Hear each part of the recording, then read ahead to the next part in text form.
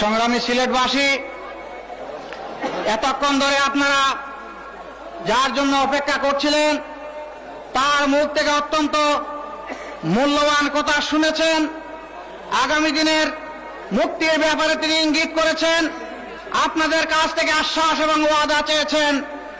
আমি আজকের এই জনসভা সফল করার জন্য সর্বস্তরের সিলেটবাসীকে আন্তরিক মোবারকবাদ জানাচ্ছি। সেই সাথে আমি জানতে চাই যে আমাদের নেতা সিলেটবাসীর কাছে যে আশ্বাস চেয়েছিলেন, আমরা কি আজ বলতে পারি শাহজালালের এই মাটির সৈনিকেরা ইসলামের জন্য গর্জে উঠবে এবং কোন অন্যায়ের কাছে মাথা নত করবে না?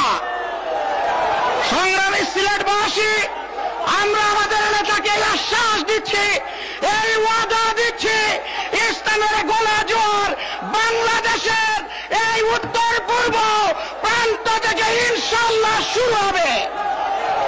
পরিশেষে আপনাদের সকলকে সার্বিক সহযোগিতার জন্য এবং কেন্দ্রীয় নেতৃবৃন্দকে কষ্ট করে হাজির হয়ে এখান থেকে ইসলামী আন্দোলনের অগ্রযাত্রা এবং বিজয়ের সূচনা করার জন্য আন্তরিক মোবারকবাদ জানিয়ে আজকের জনসভার এখানেই সমাপ্তি ঘোষণা করছি।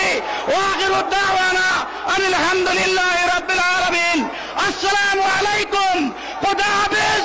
বাংলাদেশ।